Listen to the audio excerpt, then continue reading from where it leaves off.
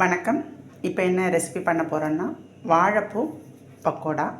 அதுக்கு 5 மடல் வாழைப்பூ எடுத்து சுத்தம் பண்ணி கட் பண்ணி சின்னதாக கட் பண்ணி உப்பு மஞ்சப்பொடி போட்டு வேக வச்சு எடுத்து வச்சுருக்கிறேன். அதுக்கு 4 டீஸ்பூன் கடலை மாவு, 2 டீஸ்பூன் அரிசி மாவு, 2 கொத்து கருவேப்பிலை. இப்போ கடலை மாவுக்கும் அரிசி மாவுக்கும் தேவையான மஞ்சப்பொடி, மிளகாப்பொடி, உப்பு போட்டிருக்கிறேன். இப்போ இது எல்லாத்தையும் மிக்ஸ் பண்ணி நம்ம எண்ணெயில் போட்டு எடுக்க வேண்டியதான். இப்போ ஸ்டவ் ஆன் பண்ணி கடாயை வச்சுருக்கிறேன். பொரிச்சிட்டு உங்கள்கிட்ட காமிக்கிறேன். கடலை மாவு, அரிசி மாவு எல்லாத்தையும் சேர்த்து பிசைஞ்சாச்சு. தண்ணி விடாதீங்க. வாழைப்பூ வேக வச்ச தண்ணியிலே அப்படியே பிசைஞ்சிருங்க. கொஞ்சம் தண்ணியாக இருந்ததுன்னா அரிசி மாவு மட்டும் சேர்த்துக்கோங்க, ஏன்னா மொறுன்னு கிடைக்கும் நமக்கு. இப்போ இதை எண்ணெயில் போட்டு காமிக்கிறேன்.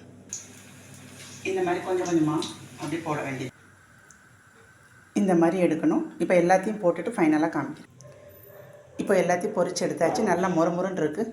பிள்ளைங்களுக்கு ஈவினிங் ஸ்நாக்ஸ் செஞ்சு கொடுத்தா விரும்பி சாப்பிடுவாங்க. இந்த ரெசிபி பிடிச்சா லைக் பண்ணுங்கள், ஷேர் பண்ணுங்கள், சப்ஸ்கிரைப் பண்ணுங்கள். நன்றி.